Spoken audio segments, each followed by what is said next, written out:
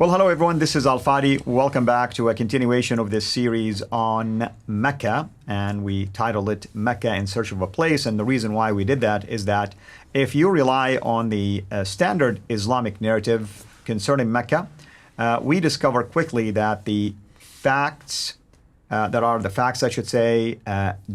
outside of the Quran and other findings, at least recent findings, contradict that particular narrative. Of course, with me here today in studio to unpack all of these problems, including today's problem that has to do with the trade route and the connection with Mecca, is our dear brother, Dr. J. Dr. J, thank you so much for being here with us. Tell us about yet another problem that has to do with Mecca, which is the trade route. Yeah. So obviously we've already gone through the maps showing it didn't exist geographically on any map. We've gone through the Qiblas, which proof categorically Gibson showed that it did. There's no mosque facing it up until 727, over 100 years after it was canonized by him in 621, supposedly, or 624. So here is the difficulty. They've got to find some reference for this city. Muslims are desperate. And to their aid came Dr. Montgomery Watt in the last century. Montgomery Watt came and says, oh, I've got the solution. The solution is very simple. It was the center of trade. Now, we know this, the traditions, the standard Islamic narratives is very clear that Muhammad was a trader. That's what he did. That was his business. Khadija, his first wife, was a trader. Right, and he was the business manager for her, right? Exactly. And so he was trading on north, south, east, and west. He went up to Gaza, you name it, he was there. So obviously, if the standard Islamic narrative is correct, then Mecca has to be the center of trade. And that is a given. Every Muslim knows that since they're knee-high to a grasshopper, that Mecca was a center of trade. Montgomery Watt came to their aid. And let me just go through and we'll put up right here. Let's look at a picture and let's look at the map. So this is how the trade route theory goes. Now, according to all the Muslims, according to the Westerners, everything that we have been taught, all the trade was coming here from China and India, and it needed to get over there. It needed to get over to the Mediterranean because that was where the civilized world was. How do they get from here to there? Well, they couldn't go this direction because, look, you have all the mountains here. You have the Hindu Kush here, and you have the Himalayas. This is where I grew up. I grew up right there.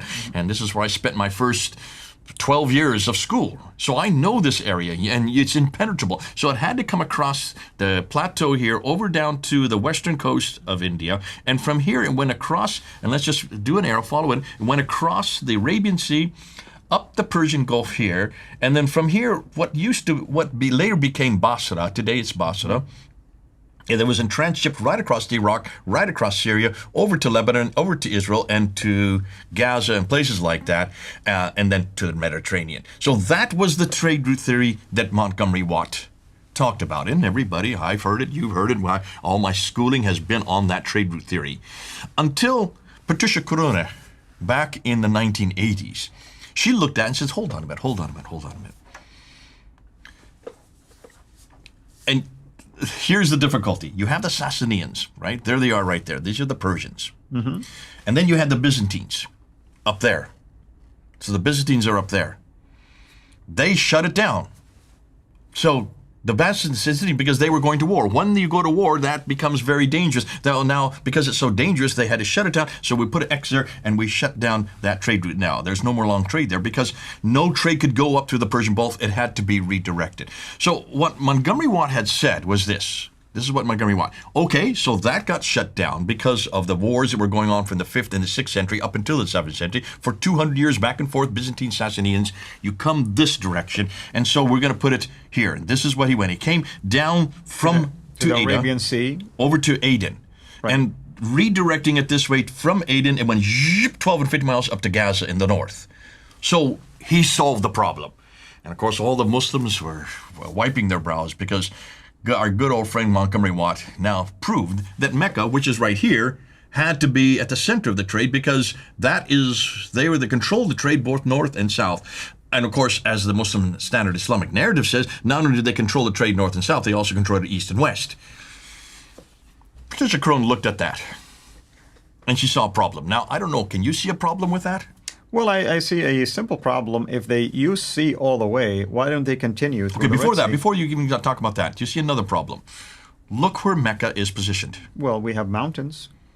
you have the plateau. You're right. Yeah. And she noticed that. She says, hold on a minute.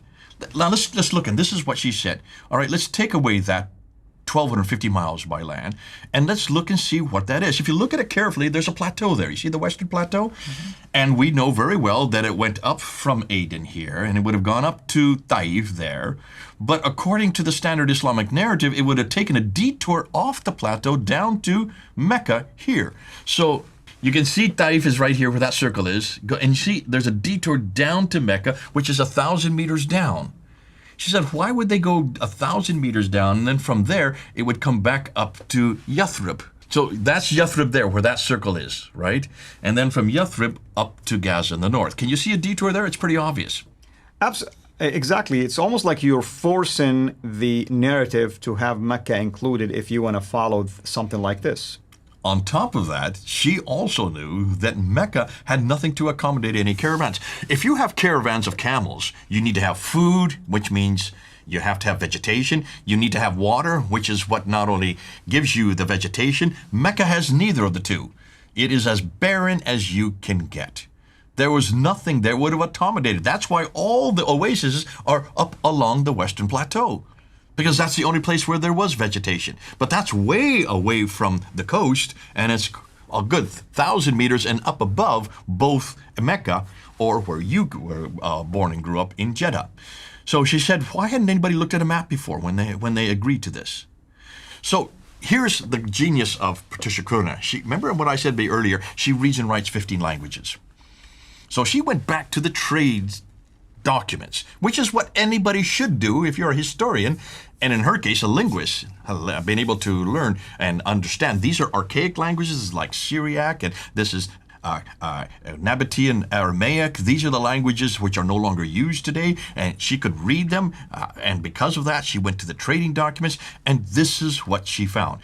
Because now let's get back to what you noticed. What did you notice wrong about this trade route that you didn't like? As I mentioned, if you use the sea all the way, why would you stop just right here? You can drop off some, loads in Aden and just keep on going and start stopping at the different locations. That's right. You keep on board ship. Yeah. Listen, she found out if you take a ton of goods just 50 miles by land, it would cost the same amount as 1,250 miles by sea. Even today, do we not use the sea whenever we take huge amounts of goods? In fact, you know what just happened a few weeks ago right up there in the Suez Canal, where one of those ships blocked it, went sideways, and how that just caused enormous amount of repercussions all across the whole world, especially for Europe, because if you block the Suez Canal for a week or 2 weeks or say a month, you're going to destroy the shipping, because all the ships, even today in the modern world, the vast majority of our goods go by ship. It is so cheap.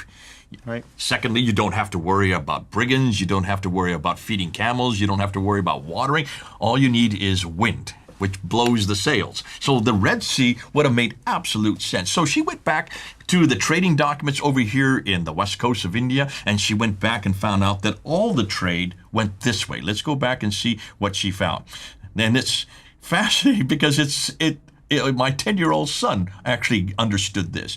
So she said it went this way across the Arabian Sea. That's why I'm making it with green arrows. It went around. Some of them you could stop at Aden to get supplies. Of course. No one suggests you don't stop at Aden. Right. But you didn't stop there and take everything off board there. You would stay on board ship, and what they did is they went to Agilis. See Agilis there? Yeah. That's where they went to. And then from Agilis, they went across up the Red Sea all the way up to Petra. And then from Petra, they went to Gaza. So can you see this then? And from there, they went all over the Mediterranean. Which is at the corner of the Mediterranean. It makes sense. That makes sense. And she just completely debunked the trade route theory back in 1987 with a book she wrote called Meccan Trade and the Rise of Islam. And remember, back then there was no Suez Canal, so they had to do this kind of stoppage here and take it from there. That's why they went up the Gulf of Aqaba, and then from the Gulf of Aqaba, what is today now Basra, they went on up, not Basra, Eilat. I think it's Eilat now? Right, yeah. That's where they went then on up to through the Petra. Mediterranean too, yeah. Petra's going to come very important. We've already talked about Petra because Petra was not only where all the mosques were facing, it was a center of trade at that time. It was Petra that dominated the trade. And the reason why is because of the Red Sea. Right. Now, that debunked it there in what you may call back in the 1987. But hold on a minute. Hold on a minute. She said that it went up the Red Sea, right? She said that all the trade went from the Red Sea in 1987. We've just learned something new, and I'm going to introduce that in the next episode. Because the next episode, I'm going to confront even Patricia Krohn now with something we have just discovered this year in 2021. But I'm going to let you hold off on that because I'm going to now confront your city, Jeddah. Because in order to go up the Red Sea, you have to have ports along the Arabian coast, right? Jeddah to support Mecca, Yanbu to support Yathrib. Yeah, and we need to explain to people why this is important. And me being someone who grew up in Jeddah. By the way, I was born and lived near the port. Actually, I mean it was like 5 minutes walk to the port itself. So it is a port city. Port is important. I've seen merchandise and everything else come through that, whether being exported or being imported. So you need a gateway into the inland. So how can you get the inland without having a port city? That's what Eden would do for Yemen. That's what Jeddah would do, for instance, for the inland from the Hijaz area, and the same thing for the Yanbu. You'll find the same thing over there on the Arabian Gulf or the Persian Gulf. So port cities are intended to be the gateway for entrance of goods. So because everything goes by sea. Right. Exactly. I mean, that's what it proves, the importance of sea. I mean, you just think about it. I mean, would it be better off to offload everything in Eden and risk now using camels and going through the danger of, basically being robbed and so many other things? Or you just put, certain loads for Eden and other loads for Jeddah and other loads for Yanbu and so on and so forth. Yeah. The great thing about sea is you can see your enemies coming towards you in a long distance away. And more than that, you can either outrace them, or more than that, you can pretty well defend yourself. And that's why sea was always the chosen way of transportation, has been for millennia. It still is today. Now, with that in mind, I'm going to introduce in the next episode something you have never seen before. And I don't want to really take my thunder away, because we're going to do something to your city that you've grown up with that you're not going to like. But that's for the next episode. Well, folks, until we meet next time to explore this new information, and I'm being now serious, definitely this is something new that we will be addressing for the first time, at least here together on my channel, and later, of course, on his channel, because the same videos will be aired over there.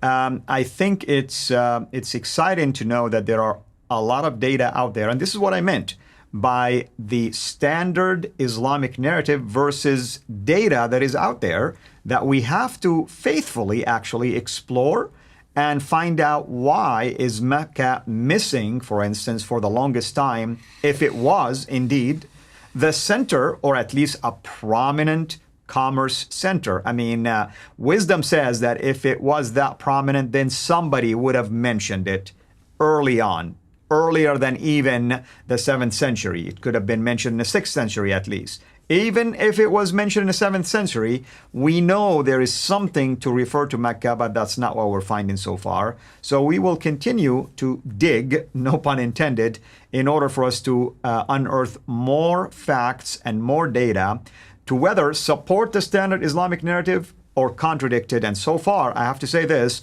the contradictory side is scoring all the points when it comes to the standard Islamic narrative. With that in mind, we will see you next time to talk now about Jeddah and other port cities along the Red Sea and how that connects to the narrative of Mecca being so prominent in terms of the trade route. Thank you, brother, as always. Thank you, everyone. This is Al-Fadi. God bless you. Thank you for watching this video. Be sure to like and subscribe to our channel, Sira International, and click on the bell so that you receive notifications whenever we publish a new video or go live. I would also like to appeal to you to consider becoming a Patreon patron by clicking the link right below. By doing so, you can give towards the production of these videos. There are also other options for you where you can give to our channel. I thank you from the bottom of my heart.